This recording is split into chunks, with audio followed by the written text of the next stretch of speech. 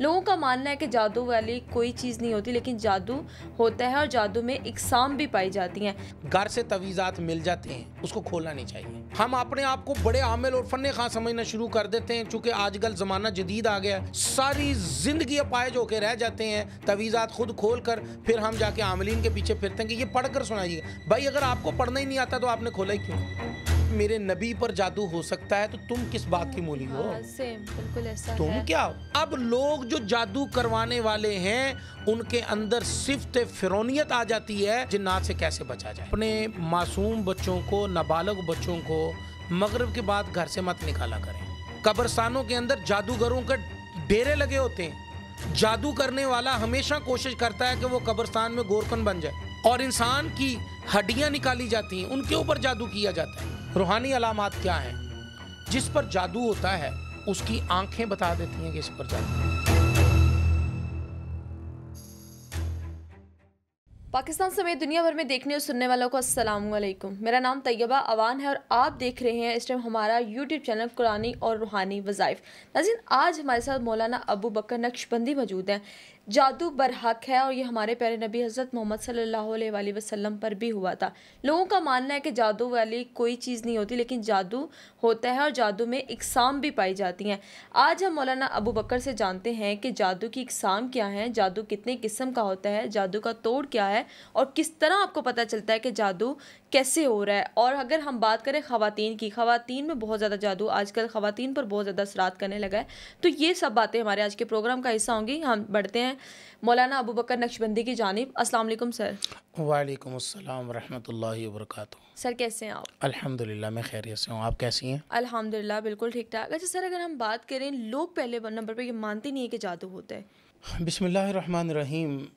जादू को मुआशरे का कोई भी हिस्सा या कोई भी ग्रोह ऐसा नहीं है जो जादू के बरहक होने से इनकारी हो। आप किसी भी तमद्दुन में चले जाएं, किसी भी इलाके में चले जाएं, किसी भी ग्रोह में चले जाएं, कोई भी शख्स जादू के होने से इनकारी नहीं है। अब देखिए, अगर इनकार किया जाए तो आप मुझे बताएं, अल्लाह कुरान पाक में लफ्ज़ जादू के लफ्ज़ को कितनी दफ़ा इस्तेमाल किया है? आप सल्लल्लाहु अलैहि वसल्लम तिलावत फरमाते हैं तो आपको सुनने वाले जो वहाँ पर मुशरिकीन मक्का थे वो कहते थे कि वमा हुआ बिक़ौल साहिर, ये तो ऐसा कलाम है कि जैसे किसी जादूगर का कलाम होता है। यानी कि वो आप सल्लल्लाहु अलैहि वसल्लम के कुरान पाक पढ़ने को जादूगर के कलाम के साथ तशबीह देते। अब गोया के जादूगर के कलाम के साथ तशबीह देने से पता चला कि जादू है। ये बात दुरुस्त है कि नहीं? बिल्कुल जादू है, तो इसलिए जादू का इनकार तो किसी सूरत नहीं किया जा सकता। जादू की शरई और लगवी तारीफ क्या है? जादू की जो शरई जो है वो ये है कि कोई ऐसा काम कर देना, कोई ऐसा काम करना जो बज़ाहिर आपको ऐसा नज़र आए कि हकीकत कुछ है लेकिन हो कुछ और रहा है। इसको कहते हैं कि जादू का शरई जो इसकी तशरीह है। एक है जादू, लफ्ज़ जादू छुपी हुई चीज़ को कहा जाता है, जैसे जिन्नात, जादू, ये दोनों आपस में मिले हुए लफ्ज़ हैं। जिन्नात का ताल्लुक़ जादू से है, जादू का ताल्लुक़ जिन्नात से है, तो जिन्नात छुपी हुई चीज़ को कहते हैं, जादू छुपे हुए अमल को कहते हैं। जैसा कि मूसा अलैहिस्सलातु वस्सलाम जब फ़िरौन के दरबार में पहुंचते हैं तो फ़िरौन ने जितने भी जादूगर थे उनको इकट्ठा किया हुआ था, तो जादूगरों ने, कुरान ने इस लफ्ज़ को बयान किया है कि जादूगरों ने रस्सियाँ डाली तो रस्सियाँ थी लेकिन नज़र क्या आ रहा था? सांप नज़र आ रहे थे। यानी कि किया कुछ जाए और दिखाया कुछ और जाए। बिल्कुल ठीक है। अब कहा यह जा रहा था कि ये फेंकी तो रस्सियाँ गईं, लेकिन नज़र क्या आ रहा था? नज़र आ रहे थे सांप। किनको नज़र आ रहे थे? जिन पर जादू हो रहा था। अब जादू उन सब पर हो रहा था। अब देखें कि कुरान ने कहीं पर यह नहीं कहा कि मूसा अलैहिस्सलातु वस्सलाम को रस्सियाँ नज़र आ रही थी। इसका मतलब ये हुआ कि जादू बरहक है, था और रहेगा। जादू की हकीकत से इनकार कोई भी नहीं कर सकता। इसीलिए अल्लाह ने कहा, जब मूसा अलैहिस्सलातु वस्सलाम ने कहा कि इतने ज़्यादा सांप, तो अल्लाह ने कहा कि मूसा तुम अपने आपके हाथ में जो असा है इसको फेंको। अब मूसा अलैहिस्सलातु वस्सलाम पहले तो वो उस असा को अल्लाह ने वहाँ पर जहाँ पर आप अपनी बकरियों को चरा रहे थे वहाँ पर अल्लाह ने फेंकवा के उसको अजदहा बनवा दिया था। अब अल्लाह ने जब यहाँ पर कहा ना फेंको, अब जादूगर जानते थे कि मूसा के जो हाथ में है वो आसा है, डंडा है। अब मूसा ने जब आसा फेंका तो जादूगरों ने देखा कि एक डंडा दूसरी रस्सियों को कैसे खा सकता है, ये जादू नहीं है। अब जादू वो था नहीं, तो इसलिए उनको भी नज़र आया कि ये जादू नहीं, ये हकीकत है, जो हमने किया वो जादू है। बिल्कुल ठीक है। तो ये जादू की हकीकत है। अच्छा मौलाना साहब, मुझे ये बताइएगा, क्या जादू हमेशा जिन्नात के ज़रिए होता है या बाज़-औक़ात ये नफ्सियाती असर भी हो सकता है? देखें, अगर इस बात को आपने सुनना हो तो आप सबसे पहले उस वाक़े की तरफ जाएं। मैं दो वाक़े आपके सामने जिक्र करना चाहता हूँ। दोनों वाक़यों का ताल्लुक़ जो है आका मदनी करीम सल्लल्लाहु अलैहि वसल्लम के साथ है। अब पहला वाक़या, हुज़ूर अलैहिस्सलातु वस्सलाम की जो तबलीग थी, मक्का वालों को एक आँख ना भाई, उन्होंने तकलीफ़ें पहुँचाना शुरू की। अब तकलीफ़ें पहुँचाते पहुँचाते वो थक गए। आप सल्लल्लाहु अलैहि वसल्लम यहाँ से मक्का मुकरमा से हिजरत कर गए। कुछ असहाब आपके हबशा हिजरत कर गए, कुछ असहाब जो है वो मदीना आपके साथ हिजरत कर गए, फिर हबशा वाले भी मदीना आ गए। अब मदीने की रियासत कायम हुई तो वो लोग जो पहले से आप सल्लल्लाहु अलैहि वसल्लम के जो है वो दुश्मन थे, इस्लाम के दुश्मन थे, मुशरक थे, इनकारी थे, उनको तकलीफ़ हुई कि एक रियासत हमारे मुकाबले में क्यों बन गई है। तो आप सल्लल्लाहु अलैहि वसल्लम को उन्होंने तकलीफ़ पहुंचाने के लिए एक कबीले के पास गए। एक कबीले का एक शख्स है जिसका नाम लुबैदा बिन आसम है। अब लुबैदा के पास गए कि लुबैदा से जाकर उन्होंने कहा कि वो बहुत बड़ा जादूगर था। उन्होंने उससे जाके कहा कि हम तुम्हें बहुत सारा माल देंगे, तुम हुजूर सल्लल्लाहु अलैहि वसल्लम पर जादू करो। अब बाज़ रिवायात में आता है कि वो यहूदी भी था, बाज़ रिवायात में आता है वो यहूदी आलिम था। अब उसने आप सल्लल्लाहु अलैहि वसल्लम पर जादू कैसे किया, ये बड़ी इंटरेस्टिंग बात है, बताइएगा। जादू ऐसे किया कि उसने आप सल्लल्लाहु अलैहि वसल्लम के सर मुबारक के बाल जो हैं वो कंघी से निकले हुए बाल लिए, कंघी से निकले हुए बाल ले लिए उसने हासिल कर लिए। अब होता ये था कि बहुत सारे सहाबा हुजूर सल्लल्लाहु अलैहि वसल्लम का मुबारक जो कमीज़ होता था वो हासिल करने की कोशिश करते, एहतराम के लिए, मोहब्बत के लिए। आपका पसीना इकट्ठा किया जाता था, हदीस में मिलता है ना। तो आप सल्लल्लाहु अलैहि वसल्लम के निकले हुए बाल जी, तो इस तरह आप सल्लल्लाहु अलैहि वसल्लम के वो बाल मुबारक उसने हासिल किए और उसने जादू अपनी बेटियों से करवाया। ये बुखारी शरीफ के अंदर हदीस मौजूद है। उसने जादू अपनी बेटियों से करवाया और इस हदीस की राविया भी हज़रत अम्मा आयशा है। उसने अपनी बेटियों से बालों को लेकर बालों की 11 गिरें दी और उसने वो कौन सा मंत्र पढ़ा था कि जिससे एक मंत्र वो पढ़ता जाता, उसकी बेटी और एक गिरा देते जाती, दूसरा मंत्र पढ़ता वो दूसरी गिरा देती, तीसरा मंत्र पढ़ता वो तीसरी गिरा देती, चौथा मंत्र पढ़ता वो चौथी गिरा देती। अब आप देखें रिवायात के अंदर ये बात मिलती है, बहुत सारे उलमा ने इस बात को लिखा है कि वो जो लड़कियां थीं वो लड़कियां अनमैरिड थीं, कंवारी लड़कियां जादू करती थी और बाप करवाता था। बाप करवा रहा था। करवा किस पर रहा, किया किस पर जा रहा था? आका नामदार सरकार दो आलम सल्लल्लाहु अलैहि वसल्लम पर, मदीना ताजदार सल्लल्लाहु अलैहि वसल्लम पर। अब वो 11 गिरें देने के बाद उसने तर खजूर के पत्ते लिए, उसके अंदर आप सल्लल्लाहु अलैहि वसल्लम की वो कंघी मुबारक जिससे बाल निकले थे वो और आप सल्लल्लाहु अलैहि वसल्लम के बाल मुबारक उसने वहाँ पर रखे। रखने के बाद उसने उसको उन खजूर के दरख्तों, खजूर के पत्तों के अंदर फोल्ड किया। फोल्ड करने के बाद उसने एक कुआं है, कुएं के अंदर उसने उतर कर उसने मंत्र पढ़ा। मंत्र पढ़ने के बाद उसने उसको दबा दिया, उसके ऊपर पत्थर रख दिया और उसके बाद वो वहाँ से निकल आया। अब आप देखिए कि आप सल्लल्लाहु अलैहि वसल्लम को तकलीफ़ होना शुरू हो गई, जिस्मानी तकलीफ़, ज़हनी तकलीफ़, सर को दर्द, आप सल्लल्लाहु अलैहि वसल्लम को रहना शुरू हो गया। आप सल्लल्लाहु अलैहि वसल्लम कहाँ हैं? मदीना मुनव्वरा है। जादू हो रहा है, सुलह हुदैबिया के बाद हो रहा है, फतह मक्का से पहले की बात है। हज़रत अब्बास रज़ी अल्लाह ताला अन्हु, हज़रत इब्न अब्बास रज़ी अल्लाह ताला अन्हु हज़रत अम्मा आयशा से रिवायत करते हैं। वो कहते हैं कि रसूलुल्लाह सल्लल्लाहु अलैहि वसल्लम, हज़रत अम्मा आयशा फरमाती हैं कि हुज़ूर अलैहिस्सलातु वस्सलाम अपने बिस्तर पर तशरीफ़ फरमा है, अल्लाह आसमान से 2 फरिश्ते नाज़िल फरमाते हैं। पहला फरिश्ता आपके सर मुबारक के पास बैठ जाता है, दूसरा आपके पाँव मुबारक के पास बैठ जाता है। पहला फरिश्ता जो पाँव मुबारक के पास बैठता है वो पूछता है कि बताओ भला क्या हुआ है। तो हुजूर सल्लल्लाहु अलैहि वसल्लम इस वाक़े को आप देख रहे हैं, दोनों फरिश्ते बैठे हैं, सुन रहे हैं। दूसरा फरिश्ता कहता है कि तुब। उसने कहा तुब का क्या माना है? उसने कहा जादू किया गया है। उसने कहा किस पर किया गया है? कहाँ पर किया गया? उसने कहा सर पर किया गया है। उसने कहा किससे किया गया है? उसने कहा जी कि आपके बाल मुबारक पर किया गया है। अब वो ये पाँव वाला सवाल कर रहा है, सर के ऊपर बैठने वाला जवाब दे रहा है। जो पाँव के ऊपर बैठा वो सवाल बार बार कर रहा है, और वो जो ऊपर बैठा हुआ है सर पर, वो बार बार जवाब दे रहा है। आका सल्लल्लाहु अलैहि वसल्लम को अल्लाह ख़बर दे रहे हैं। ये रिवायत भी दुरुस्त है, और हज़रत इब्न अब्बास रावी हैं, हज़रत अम्मा आयशा से रिवायत करते हैं कि हुज़ूर अलैहिस्सलातु वस्सलाम को 2 फरिश्तों को नाज़िल करके 2 फरिश्तों के ज़रिए से, उनकी बातों के ज़रिए से आगाह किया गया। अब वो पूछता है कि अच्छा जो जादू किया गया वो बाल कहाँ पर पड़े? ओह, ये भी बताया गया? हाँ, बताया गया कि ये बाल जो है फलां कबीले के कुएं के अंदर ये बाल पड़े हुए हैं, एक पत्थर के नीचे पड़े हुए हैं।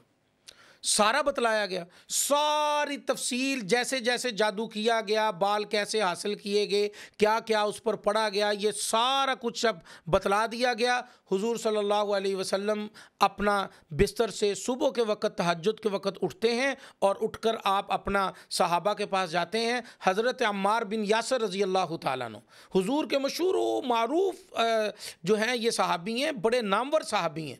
हुजूर उनको कहते हैं कि आओ मेरे पास। वो आते हैं और हुजूर सल्लल्लाहु अलैहि वसल्लम उनके साथ चंद सहाबा को भेजते हैं कि जाओ जाके देख कर आओ कि वहाँ पर वो कुआं मौजूद है। वो देख कर आते हैं, कुआं देख कर आते हैं, और आप सल्लल्लाहु अलैहि वसल्लम फिर खुद तशरीफ़ ले जाते हैं वहाँ पर। आप सल्लल्लाहु अलैहि वसल्लम जब वहाँ पर तशरीफ़ ले जाते हैं, और कुएं से जब सहाबा इकराम के ज़रिए से जब वो कुएं से वो पत्थर हटाया जाता है, तो आप सल्लल्लाहु अलैहि वसल्लम का उस गुठली के अंदर, जिस तरह के आज आपने देखा होगा बहुत सारे आमलीन हांडियाँ चढ़ाते हैं, हांडी आपको उड़ती हुई नज़र आती है, ये जादू है। हांडी के अंदर मुख्तलिफ़ चीज़ें डाली जाती हैं, बाल डाले जाते हैं, मट्टी पाँव की डाली जाती है, औरतों के इस्तेमाल शुदा कपड़े डाले जाते हैं, औरतों के इस्तेमाल शुदा अशिया चीज़ें वो डाली जाती हैं, उसके अंदर पढ़ाई की जाती, मंत्र पढ़े जाते हैं, उसके ऊपर जादू किया जाता है, और जादू करने के बाद उसको जब आग के ऊपर रखा जाता है तो वो हवा के अंदर उड़ती है। उड़ती हवा के अंदर लोगों ने खुद देखी है। अगर वो जादू करने वाला ताकतवर हो, मजबूत तरीन शख्स हो, उसकी गिरफ्त हो जादू पर, तो वो हांडी उसी जगह पर जाती है जहां पर उस शख्स की कब्र बननी होती है, वहीं पर जाकर हांडी रुकती है। अगर वो कामयाब ना हो हांडी, तो वो रास्ते में किसी और बंदे की कब्र पर उतरती है और उस बंदे का बेड़ा गर्क हो जाता है। जबकि वो पूछ रहा होता है कि मेरा दुश्मन कौन है, मेरा दुश्मन कौन है। उसको यही होता है कि फलां ने हसद किया होगा, मेरे फलां रिश्तेदार ने मेरे साथ दुश्मनी की होगी, फलां रिश्तेदार ने दुश्मनी, वो वहम में रहता है। ये जादू वहम है या हकीकत भी होता है? ये मैं बता रहा हूँ, हकीकत है जादू, वहम का तो ताल्लुक ही नहीं। लोग कहते हैं कि शायद महज ये एक वहम हो, उनको फील हो रहा होता है कि हम पर जादू किया, क्योंकि अब खानदानी मामला आते हैं, रिश्तेदारों के मामला के जहन में आपको ये ख्यालात ले आते हैं कि शायद वो मुझसे हसद करता है, या मुझसे जलता है, या मुझसे जलती है। बाज़-औक़ात अब जो जादू होते हैं बेटे या बेटी का रिश्ता ना देने की वजह से होते हैं। हम इसी के ऊपर जाते हैं, इसी के ऊपर चलेंगे, लेकिन पहले आप सल्लल्लाहु अलैहि वसल्लम के मैंने 2 वाक़यात का जिक्र किया था कि मैं दोनों वाक़यात आपके सामने रख दूं, फिर हम इस बात की तरफ, आपके इस सवाल की तरफ आते हैं। आप सल्लल्लाहु अलैहि वसल्लम, हज़रत अम्मा आयशा फरमाती हैं कि आप सल्लल्लाहु अलैहि वसल्लम जैसे वहाँ से वापस आए तो मैंने सबसे पहले सवाल किया, आपने जादू निकाल दिया? हुजूर ने फरमाया कि मैंने जादू नहीं, मैंने उसको वहीं पे दफन कर दिया। अब आपके नाजरीन के लिए ये मैं बात कह रहा हूँ, घर से तवीज़ात मिल जाते हैं, जादू किए हुए मिलते हैं ना, मिलते हैं, उसको खोलना नहीं चाहिए। लोग खोल लेते हैं, देखना चाहते हैं। बस एक तजस्सुस होता है। हम ना कि अपने मतलब आप ये को क्या है? हम अपने आप को बड़े आमिल और फन्ने खां समझना शुरू कर देते हैं। चूंकि आजकल ज़माना जदीद आ गया है, हम लोग यकीन नहीं करते, बिलीव नहीं करते, सारी ज़िंदगी अपाहिज होकर रह जाते हैं। तवीज़ात खुद खोल कर फिर हम जाके आमिलीन के पीछे फिरते हैं कि ये पढ़ कर सुनाइए। भाई अगर आपको पढ़ना ही नहीं आता तो आपने खोला ही क्यों? खोला ही क्यों? आपको क्या ज़रूरत पड़ी? अब आप यहाँ से आप देखिए कि आप सल्लल्लाहु अलैहि वसल्लम क्या फरमा रहे हैं। जादू हुआ है ना, वहीं पर तवीज़ है ना, वहीं पर आप सल्लल्लाहु अलैहि वसल्लम के बाल मुबारक लेकर पढ़ाई करके गिरे लगाई गई है ना। तो हज़रत अम्मा आयशा पूछ रही है कि आपने जादू निकाल दिया। हुजूर कह रहे हैं कि अल्लाह रब्बुल इज़्ज़त ने हज़रत जिब्राइल अमीन को भेजा। हज़रत जिब्राइल अमीन मुझे कह रहे थे कि आप कुल औज़ु बिरब्बिल फलक, कुल औज़ु बिरब्बिन नास पढ़ते जाइए। मैं पढ़ रहा था, जैसे जैसे मैं पढ़ रहा था उसकी एक गिरा खुल जाती थी। मैं दूसरी पढ़ता, फिर दूसरी गिरा खुल, मैं तीसरी मरतबा पढ़ता, तीसरी गिरा खुल जाती। हुजूर ने फरमाया कि ये जादू का असर अल्लाह ने इन दोनों सूरतों के ज़रिए से मुझसे ज़ायल कर दिया। अब अल्लाह तबारक व तआला ने, मैंने उस जादू को, ताकि लोगों के लिए वो नुकसान का बायस ना बने, वो जादू की अशिया को मैंने वहीं पे दफन कर दिया। सुभान अल्लाह। और उस कुएं को मैंने बंद करवा दिया। अब सहाबी हज़रत अम्मार बिन यासिर कहते हैं कि हम जब वहाँ पर पहुँचे ना, तो उस कुएं के अंदर पानी था। पानी का रंग जो है वो ब्लड की तरह हो गया था, लाल सुर्ख हो गया था। अब आप सल्लल्लाहु अलैहि वसल्लम, बाज़ रिवायात में आता है कि 6 माह तक आप जादू के असर से बीमार रहे। 6 माह तकलीफ रही आपको। लेकिन एक मैं अपना अकीदा ज़रूर बयान करूँगा यहाँ पर। बाज़ लोग यहाँ पर सवाल उठाएंगे कि जी आप सल्लल्लाहु अलैहि वसल्लम पर जादू हो गया तो 6 माह तक आप बीमार रहे। भाई बीमार होना अलग है, जहन पर जादू हो जाना अलग है। मेरा यकीन ये है कि आप सल्लल्लाहु अलैहि वसल्लम पर जो जादू हुआ, 2 वजूहात की बिना पर हुआ। एक तो अल्लाह रब्बुल इज़्ज़त आका मदनी करीम सल्लल्लाहु अलैहि वसल्लम को हमारे लिए मशाले राह बनाकर भेजा है। बिल्कुल ऐसे ही है। दुरुस्त बात है, बिल्कुल दुरुस्त है। अल्लाह रब्बुल इज़्ज़त हमें इल्म देना चाहते थे कि अगर मेरे नबी पर जादू हो सकता है तो तुम किस बात की मूली हो? सेम बिल्कुल ऐसा तुम है। क्या हो? तुम कौन हो? इतनी बड़ी हस्ती इस चीज़ का शिकार हो। ये अल्लाह हमें सबक देना चाह रहे थे कि तुम महफूज नहीं रह सकते हो जादू से, तुम्हें जादू हो सकता है, जादू बरहक है। अब अल्लाह रब्बुल इज़्ज़त फिर उम्मत को, अपने पैगंबर की आखिरी उम्मत को जादू का इलाज भी बतलाना चाह रहे थे। इसकी मिसाल मैं आपको यूँ देता हूँ आपके नाजरीन के लिए। आप सल्लल्लाहु अलैहि वसल्लम एक मर्तबा अपनी ज़ोजा, उसको कहते हैं कि मैं आपको तलाक देना चाहता हूँ। वो रो पड़ी, या रसूलल्लाह मैं क़यामत के दिन इस तरह उठाई जाऊँगी कि मैं आपकी बीवी नहीं हूँ। हुज़ूर ने फरमाया नहीं, मैं इसलिए तलाक नहीं देना चाहता हूँ कि तुमने कोई नाफरमानी की है। मैं इसलिए तलाक देना चाहता हूँ कि मेरी उम्मत को तलाक का माना और तलाक देने का तरीक़ाकार पता चल जाए। वो फिर बाद में अल्लाह रब्बुल इज़्ज़त ने आयत नाज़िल फरमाई ना कि आपकी अज़वाज जो हैं उम्मत की माएँ हैं। वो बाद में कुरान पाक की आयत नाज़िल हुई। तो अब आप इस बात की तरफ देखें, आका मदनी करीम सल्लल्लाहु अलैहि वसल्लम पर होने वाला जादू उम्मत को आगाही के लिए था कि ए उम्मत, अगर तुम्हारे नबी पर जादू हो सकता है तो तुम क्या चीज़ हो। बिल्कुल ठीक। अच्छा, अब आप सल्लल्लाहु अलैहि वसल्लम पर जादू, बाज़ मुअर्रिखीन ने लिखा है कि लोग आज भी सवाल करते हैं जादू जहन पर हुआ या जादू आपके जिस्म पर हुआ। हाँ बिल्कुल, ये सवाल है लोगों का और ये मेरा खुद का पर्सनल क्वेश्चन भी था जी, कि जादू जहन पर हुआ या जिस्म पर हुआ। तो मैं कहता हूँ जहन पर नहीं हुआ, जिस्म पर हुआ। तकलीफ़ हो रही थी आप सल्लल्लाहु अलैहि वसल्लम को, आपका सर मुबारक तकलीफ़ के साथ दुख रहा था, दर्द कर रहा था, सर वज़नी था, कंधे आपके वज़नी थे, आप घर पड़े रहते थे अक्सर औक़ात। ये सिर्फ इस बीमारी की वजह से। अगर आपके ज़हन पर असर होता तो वो फरिश्तों वाली बात आप कैसे याद रखते? अगर आपके ज़हन पर असर होता तो आप कैसे जाते? आप कैसे सुबह उठकर अम्मार बिन यासिर को भेजते कि जाओ जाके उस कुएं के अंदर से सहाबा को ले जाओ और कुएं से जाकर जो है ना फलां चीज़ें वहाँ पर दफन है उसको देख कर आओ? आप कैसे वहाँ पर जाते? कैसे वहाँ से वापस आते? कैसे आप? लिहाजा मेरा अकीदा ये है, अल्लाह ने नबी पर जो जादू हुआ वो सिर्फ़ और सिर्फ उम्मत को आगाही के लिए ये अल्लाह रब्बुल इज़्ज़त ने अमल करवाया। वरना दुनिया की कोई ताकत अल्लाह के नबी पर ना जादू कर सकती है, ना हो सकता था, ना होना था। ये अल्लाह सिर्फ इल्म देना चाहते थे कि आप इस इल्म से जो है ना वो बिल्कुल अपनी नज़रें मत चुरा के रखना, ये इल्म बरहक है। लिहाजा आपका जो सवाल था कि जादू बरहक है या सिर्फ और सिर्फ वहम है, ये धोखा है सही, लेकिन जादू बरहक है।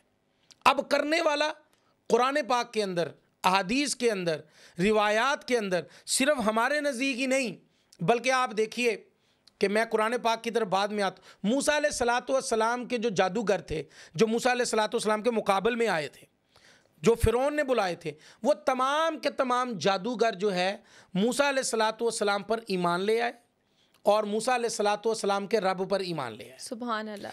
अब फ़िरौन को ये तकलीफ़ हुई कि मैंने तो जिनको बुलाया था वो तो सिर्फ़ और सिर्फ अपना जादू दिखाते और चले जाते। हालांकि जादू करने से पहले उन्होंने फ़िरौन से पैसे मांगे, फ़िरौन से इनाम मांगा, फ़िरौन से चीज़ें मांगी कि हमें ये मिलेगा, ये मिलेगा। फ़िरौन ने भी ऐलानात किए कि हाँ, अगर तुम मूसा से जीत गए तुम्हें ये इनाम मिलेगा, तुम्हें ये चीज़ें मिलेंगी, फ़लाँ फ़लाँ इनामात मिलेंगे, सब कुछ था।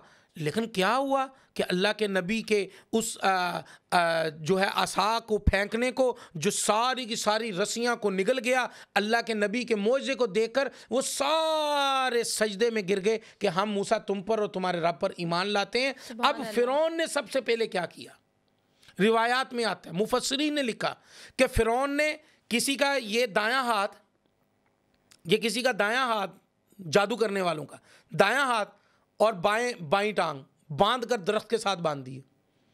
किसी का ये उल्टा हाथ और सीधी टांग ये बांध कर दरख्त के साथ बांध दिया। किसी के ये हाथ ये टांग बांध कर दरख्त के साथ बांध दिया और उनको शहीद कर दिया। वो चूँकि ईमान ला चुके थे, इसलिए मूसा अलैहिस्सलातु वस्सलाम के उन सहाबा को उसने शहीद कर दिया कि तुम जादू करने में नाकाम रहे। अब लोग जो जादू करवाने वाले हैं उनके अंदर सिफ्त फ़िरौनियत आ जाती है। जादू करवाने वाले कहते हैं किसी सूरत भी जिस पर हम जादू करवा रहे हैं वो बंदा हमारे तबीयत के मुताबिक होना चाहिए, उसके जो है घर की चीज़ें उसी तरह बर्बाद होनी चाहिए जिस तरह हम चाहते हैं, उसके रिश्ते उसी तरह टूटने चाहिए जिस तरह हम चाहते हैं। उसी या हसद होता है ना, उसी तरह उसका कारोबार जो है वो ज़मीन बोस होना चाहिए जिस तरह हम चाहते हैं, क्योंकि उनके अंदर फ़िरौनियत आ जाती है, फ़िरौन वाली सिफ्त आ जाती है। लिहाजा वो चाहते हैं कि हमारा जादूगर, इसके लिए आप देखें आपके मुल्क के अंदर दो बड़े अहम वाक़े, एक 2020 के अंदर पेश आया, आपके लाहौर के अंदर पेश आया, एक 2024 के अंदर पेश आया सियालकोट के अंदर। एक खातून है, वो उसको शक था अपनी बहू के ऊपर कि वो मेरी बहू जो है वो जादू करवाती है, तो उसने अपनी बहू के टुकड़े टुकड़े कर दिए। बिल्कुल, और बाद में पता चला कि सास ही जादूगर जिसने उसकी खोपड़ी यूज करनी थी जादू के लिए। जी, अब आप देखेंगे जादू के लिए कौन कौन सी, जी सखी खाला, देखें जादू के लिए कौन कौन सी चीजें कैसे कैसे इस्तेमाल होती हैं। अब ये सूरत हाल है जादू करने के लिए। आप देखें कि पूरी दुनिया के अंदर, आप चाइना चले जाएं, आप हांगकांग चले जाएं, वो बच्चा जो जिसके अंदर रूह तो आ गई है लेकिन वो अभी पैदाइश के मराहिल में नहीं है, औरत उसको गिरा देती है, जिसको हम साकत हमल कहते हैं, वो सबसे कीमती बिकता है। दो वजूहात की बिना पर जादूगर उसके तलाश में होते हैं। हाँ सुना है, जादूगर उसकी तलाश में होते हैं। जादूगर को कौन कौन सी चीज़ें चाहिए होती हैं? जादूगर को हर नापाक चीज़ चाहिए होती है जादू करने के लिए। जादूगर को इंसान की खोपड़ी चाहिए होती है। जादूगर को मुर्दा चाहिए होता है, ताज़ा 7 दिन जिसको हो गए हों। ऐसे नहीं रात को कब्रों से मुर्दे गायब होते। जी, जादूगर को औरत चाहिए, जो औरत शादीशुदा नहीं है, मर गई है और उसको 7 दिन हुए हो मरे हुए। कब्रस्तानों में जाकर देख लें, कब्रस्तानों के अंदर जादूगरों के डेरे लगे होते हैं। जादू करने वाला हमेशा कोशिश करता है कि वो कब्रस्तान में गोरकन बन जाए। वो गोरकन बनकर या गोरकन को अपने काबू में कर लेता है, उससे ये चीज़ें लेता है और इंसान की हड्डियां निकाली जाती हैं, उनके ऊपर जादू किया जाता है और ये तमाम की तमाम अशिया मुहैया की जाती हैं। आप देखें कुछ अर्सा पहले मिस्र का एक कदीम कब्रस्तान था, कदीम कब्रस्तान, उसकी खुदाई की गई। वो कि कब्रस्तान बहुत पुराना हो चुका था। वो लिखा हुआ है उसके ऊपर, न्यूज़ के ऊपर था। हमारे एक दोस्त हैं मिस्र के, उन्होंने भी हमें बताया, उन्होंने कहा कि जी मेरे घर के करीब है वो कब्रस्तान। उस कब्रस्तान से जब उस कब्रिस्तान को सही करने के लिए उन्होंने उसकी खुदाई शुरू की तो हर एक कब्र के अंदर से 10-10, 20-20 बुनियाने मर्दों की पूरे के पूरे जादू की चीज़ें लिखी हुई हैं उसके ऊपर, उनके नामों के ऊपर जादू किया हुआ है। खोपड़ियाँ मुख्तलिफ़ किस्म की, मुख्तलिफ़ किस्म के जानवर की हड्डियाँ, उल्लू के खून के साथ लिखी हुई चीज़ें, और वहाँ पर दफन की जाने वाली तमाम की तमाम अशिया जब निकाली गई तो बहुत सारे लोगों ने 1 साल तक फीडबैक देते रहे कि उलमा ने वहाँ पर जाकर वहाँ पर जादू ख़त्म करने के लिए कुरान मजीद की कुछ आयात की तिलावत की, जिनमें सर फहरिस्त सूरह बकरा के आखिरी 2 आयात हैं जिनको कसरत के साथ पढ़ा, और वो लोग जो बीमार पड़े हुए थे, जो मर गए वो तो मर गए, जो बीमार पड़े हुए थे वो सेहतयाब होना शुरू हो गए। सुभान अल्लाह। आपकी साइंस जहां पर ख़त्म होती है, मैंने अक्सर कहता हूं, आपकी साइंस जहां पर ख़त्म होती है वहां पर जादू शुरू होता है। अब आप देखें, एक बड़ा इंटरेस्टिंग वाकया आपको कुरान और हदीस से सुना रहा हूं। जी बिल्कुल। आप सल्लल्लाहु अलैहि वसल्लम अभी तशरीफ ना लाए थे, तो जो जिन है ना, ये आग से बने हुए हैं। बिल्कुल। जिन जो है वो मट्टी से नहीं बने हुए हैं, शैतान भी आग से ही बना हुआ है। शैतान जो है वो जिन्नात की किस्मों में से एक किस्म है। अब जो जिन्नात होते थे ना, ये ऊपर की खबरें सुनने के लिए जाते थे आसमान की तरफ, और आसमान की तरफ जब सुनने के लिए जाते तो फरिश्ते आपस में बात कर रहे होते, तो ये उससे कोई बात अखज़ कर लेते कि आज फ़लाँ शख्स की मौत होने वाली, फ़लाँ शख्स की जो है वो आज जो है एक्सीडेंट होने वाला है, फ़लाँ शख्स आज कत्ल होने वाला है, फ़लाँ घर में लड़ाई होने वाली, फ़लाँ घर आज बेटा होने वाला है, फ़लाँ घर बेटी होने वाली। तो ये ख़बरें जिन्नात लाकर जो उस वक़्त के काहिन थे उनको उनके दिल में डाल दिया करते थे, और वो आने वाले अपने मुरीदीन को ये बतला दिया करते थे कि आज तेरे साथ ये होने वाला है। उनकी रोज़ी रोटी चलती। अब एक दिन ऐसा हुआ कि जिन्नात ऊपर की खबरें लेने के लिए जाते हैं, फरिश्तों का सख्त पहरा, तब्दीली हो चुकी है, फरिश्तों का सख्त पहरा, ऐसे फरिश्ते खड़े हैं हशाश बशाश, अल्लाह ने उनकी ड्यूटी लगा रखी है, और वो अपने हाथों में गोले पकड़ कर खड़े हैं जिसको शहाब कहा जाता है, कुरान पाक में भी आता है, वो हाथ में पकड़ के खड़े हैं। अब जैसे कोई जिन ऊपर की तरफ जाता बात सुनने के लिए, वो उसको गोला मारते। बात जिन्हों ने तो यहां तक कहा कि उनके ऊपर गोलों की बरसात होना शुरू हो जाती, जब नए नए ये शहाब ऊपर जाना शुरू, शहाब उनके ऊपर बरसने शुरू हुए। अब जिन्नात ने आपस में मीटिंग की कि क्या माजरा है, पहले हम आसमान की बातें सुन लेते थे, खबरें ले आते थे, अब पता नहीं क्या हुआ है कि अब तो वहाँ की खबरें मिल ही नहीं रही हैं, वहाँ पर हमारे ऊपर गोले बरसाए जा रहे हैं, तब्दीली आ गई है। आप चेक करें कि दुनिया के अंदर हुआ क्या है। अब जिन्नात की जमातें जो हैं पूरी दुनिया के अंदर फैल गई तलाश करने के लिए कि क्या हुआ है कि अल्लाह ने हमारा अर्शों पर जाने पर पाबंदी लगा दी है। अब क्या हुआ है, अब आप देखिए, मज़ेदार बात यह है कि जिन्नात की एक जमात, रिवायात में आता है आप सल्लल्लाहु अलैहि वसल्लम अपनी तबलीग करने के लिए जब मक्का से निकल कर आप ताइफ जाते हैं कि चलो ताइफ के मैं लोगों को जाके दावत दूं, वो मुसलमान हो जाएंगे। ताइफ के 3 भाई जो वहाँ के सरदार थे, वो बज़ाहिर तो लगता था बड़े रहम दिल है, लेकिन वो रहम दिल ना थे। उन्होंने ओबाशों को, नौजवानों को, आवारा को, उनको आप सल्लल्लाहु अलैहि वसल्लम के पीछे लगा दिया कि जाओ जाकर आप सल्लल्लाहु अलैहि वसल्लम को ना पत्थर मारो और भगाओ यहाँ से। लिहाजा वो जब पीछे पड़े तो आप सल्लल्लाहु अलैहि वसल्लम ज़ख्मी होकर, एक बाग है ताइफ के अंदर मौजूद है, आप भी जब उम्रे पर जाएं या हमारे नाजरीन जाएं तो वहाँ पर जाकर देखें, वो बाग बड़ा कीमती बाग है। वो आप सल्लल्लाहु अलैहि वसल्लम के रिश्तेदार उतबा और शैबा का वहाँ पर बाग था, तो आप वहाँ पर बाग में चले गए। तो रिवायात में आता है कि आप सल्लल्लाहु अलैहि वसल्लम वहाँ से मकाम आता है नखला, नखला पर आप सल्लल्लाहु अलैहि वसल्लम या इशा की नमाज़ पढ़ रहे थे, या रिवायात में आता है कि फ़जर की नमाज़ थी, बाजमात थी, या रिवायात में आता है कि आप सल्लल्लाहु अलैहि वसल्लम तहज्जुद की नमाज़ ख़ुद पढ़ रहे थे। ये तीनों चीज़ें आती हैं। अब इन तीनों चीज़ों से एक बात तो ज़ाहिर हो गई कि जिन्नात जो आते हैं वो रात के वक्त आते हैं, रात के वक्त आते हैं, दिन के वक्त नहीं आते हैं। तो लिहाजा जिन्नात का असर होना रात के वक्त। अब इसके ऊपर मैं दो चीज़ें और ऐड कर देता हूँ।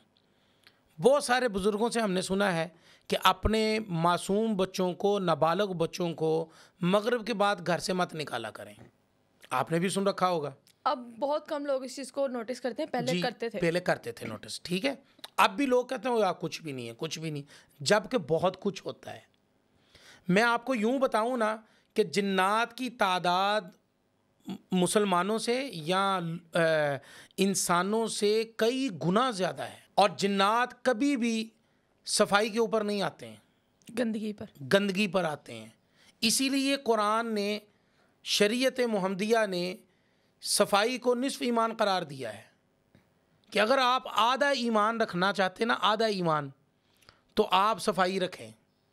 यानी कि सफाई से जब जिन्नात नहीं आएंगे तो शैतान कहाँ से आएगा? शनात और जिन्नात आपस में ताल्लुक़ है ना उनका, तो वो कैसे आएगा? तो आप जब हमेशा बावुज़ू रहेंगे, तो मैं अक्सर सुना है बुज़ुर्गों से कि वुज़ू से रहने वाला बंदा हमेशा अपने साथ मुहाफ़िज़ हथियार रखता है। ये वुज़ू आपका मुहाफ़िज़ है, आप पर कुछ होने नहीं देता है।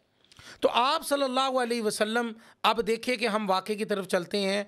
आप सल्लल्लाहु अलैहि वसल्लम नमाज़ पढ़ रहे हैं, आवाज़ बुलंद है, तो जिन्नात की जमात आती है और आकर आपकी तिलावत कुरान मजीद को सुनती है और सुनकर ईमान ले आती है। सुभान अल्लाह।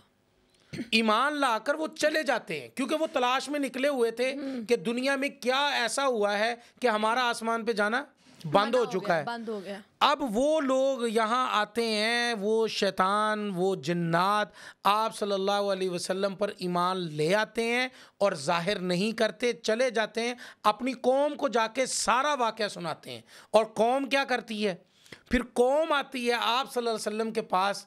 रिवायात में आता है कि हज़रत अब्दुल्ला बिन अब्बास कहते हैं कि एक दिन रसूलुल्लाह सल्लल्लाहु अलैहि वसल्लम रात के वक़्त मेरे साथ, मुझे साथ लेकर, कुछ सहाबा को साथ लेकर आप जो है मदीना में एक जंगल में चले गए, एक जंगल में, और वहाँ पर जाकर आप सल्लल्लाहु अलैहि वसल्लम ने जिन्नात को दावत दी और वो मुसलमान हुए और उन्होंने इस्लाम को कबूल कर लिया। ये जो वाक़या मैंने आपको नखला का सुनाया है, ये कुरान मजीद के अंदर भी मौजूद है, अल्लाह ने इसका जिक्र भी किया है। कितनी बार इसका जिक्र आया? कुरान पाक के अंदर 2 से 3 मकामात पर, सूरह बकरा के अंदर और इसी तरह सूरह जिन के अंदर, पूरी जिन सूरत इसके ऊपर है जिसका नाम ही सूरह जिन है, उसके अंदर है, सूरह अहकाफ के अंदर है, कुरान पाक के अंदर मुख्तलिफ जगहों के ऊपर इसका जिक्र हुआ है। अब आप देखिए कि आप सल्लल्लाहु अलैहि वसल्लम का गोया के जिन्नात से मुकालमा, जिन्नात से गुफ्तगू, जिन्नात का ईमान लाना और जिन्नात का आसमान पे जाने का सिलसिला बंद होना, इसका मतलब है कि अल्लाह रब्बुल इज़्ज़त ने जिन्नात को रखा है। जिन्नात आते हैं, शरारत करते हैं, शयातीन बनकर लोगों को गुमराह भी करते हैं, लोगों की चीज़ें भी गायब करते हैं और लोगों के नुकसानात भी करते हैं, कपड़ों को कट भी लगाते हैं, घर के अंदर खून के छींटे भी आते हैं, घर के अंदर से कपड़े गायब भी हो जाते हैं, जूते गायब हो जाते हैं, पैसा गायब हो जाता है, जेवर गायब हो जाता है, होती हैं वो चीज़ें, मस्त गायब होती हैं। जी, उसका गायब होने के पीछे भी एक मकसद होता है। मेरे पैसे बड़े गुम होते हैं, वो उसके पीछे एक मकसद होता है। जो पैसे गुम होते हैं ना, उसके पीछे एक मकसद होता है। मकसद ये होता है कि आपके दिमाग में, बज़ाहिर आपके दिमाग में यही आएगा, छोटे ने कर ले होने। हाँ बिल्कुल, ऐसे ही है ना, कोई भाई निकाल के ले हाँ गया, ना, निकाल के ले गया होगा, जबकि उसको पता भी नहीं होगा। और ये चीज़ें आती हैं आपके घरों के अंदर इख्तलाफात डालने के लिए और घरों के अंदर रहने के लिए। अब मेरे नाजरीन ने गुज़श्ता जो हमारी साबका जो पॉडकास्ट थी हमारी, उसके अंदर नाजरीन ने सवाल किया था कि जिन्नात से कैसे बचा जाए। बिल्कुल। अब देखिए, ऐसा फार्मूला बता रहा हूँ, ऐसा फार्मूला जो किसी ने नहीं बताया, शायद बहुत मज़ेदार होगा और ऑथेंटिक होगा, आसान होगा, बड़े बुजुर्ग, बच्चे, नौजवान, औरतें सब कर सकते हैं। बताएं। दुपट्टे वाली, ना दुपट्टे वाली, सब बहनें कर सकती हैं। बाजार में रहने वाली, काम पे करने वाली, जॉब करने वाली, सैलरी पर काम करने वाली, कोई भी हो वो कर सकती। क्या है ऐसा जो सब कर सकते हैं? आसान लफ्ज़ों में बताऊं, दुरूद पाक है। सुभान अल्लाह, जो कि हर सूरत में पढ़ा जा सकता है। हर सूरत में पढ़ा जा सकता है। अब दुरूद पाक पर मैं इतना इत्मीनान क्यों कर रहा हूँ? बताएं। एक तो मेरा तजुर्बा है, दूसरा सैकड़ों लोगों को मैंने ये दिया है। लोग समझते हैं कि ये केड़ा वजीफा दो कोई वजीफा दो, और लोग ज्यादा यकीन भी वजीफे पे करते हाँ, हैं। मैं कहता हूँ इससे बढ़कर वजीफा ही नहीं है। वजीफा नहीं। दो चीजें आपको जिक्र करता हूँ। बताएं। कुरान पाक के अंदर आता है कि इन्नल्लाह व मलाइकतहु युसल्लूना अलन नबी या अय्युहल्लज़ीना आमनू सल्लू अलैहि वसल्लिमू तस्लीमा। अल्लाह फरमाते हैं मैं और मेरे मलाइका नबी पर दुरूद भेजते हैं। सुभान अल्लाह। ए ईमान वालो सल्लू अलैहि वसल्लिमू तस्लीमा, आप भी अपने पैगंबर पर दुरूद भेजा करो। आप सल्लल्लाहु अलैहि वसल्लम का इरशाद गिरामी है कि कोई शख्स दुनिया के किसी हिस्से में भी मुझ पर दुरूद भेजता है, अल्लाह ने फरिश्तों की ड्यूटी लगा रखी है कि तुम उसका दुरूद मेरे तक पहुंचाओ। आप फरिश्तों को महीने लगते हैं पहुंचाने पे? क्या फरिश्तों को घंटे लगते हैं पहुंचाने पे? आप पढ़ रहे हैं, फरिश्ता पहुंचा रहा है। इतना ही है कि आप पढ़ रहे हैं, फरिश्ता पहुंचा रहा है, इतना ही टाइम लगता है। तो आप बताएं फरिश्ता किसके पास जाएगा? जो दुरूद पढ़ रहा होगा ना। तो जहां पर फरिश्ता जाएगा वहां पर शैतान आ सकता है। अल्लाह ने कहा नहीं कि हमने शहाब इनके हाथ में पकड़ा दिए, कहा ना कि ये वहां करीब ही जाते हैं फरिश्तों के ना, तो फरिश्ते गोले मारते हैं इनको, भाग जाओ। तो मतलब क्या हुआ कि आप दुरूद पढ़ रहे हैं, फरिश्ते आपकी हिफाजत कर रहे हैं, और फरिश्ते आपकी हिफाजत कर रहे हैं, और आपके दुरूद पाक पढ़ने से आपको दो अजर मिल रहा है। नबी पर दुरूद भी पढ़ा जा रहा है, और फरिश्ते जहां पर मौजूद हैं वहां पर शयातीन नहीं आ सकते, जिन्नात नहीं आ सकते, जादू नहीं ठहर सकता, जादू नहीं आ सकता, जादू नहीं रुक सकता। लिहाजा मैं कहता हूं कि कसरत से दुरूद पाक पढ़ें। अब दुरूद पाक के अंदर आए, सबसे बेहतरीन और सबसे अव्वल दुरूद पाक कौन सा है जो पढ़ा जाता है, जो मैं पढ़वाता हूं, वो मैं अक्सर कहा करता हूं नमाज वाला दुरूद पाक।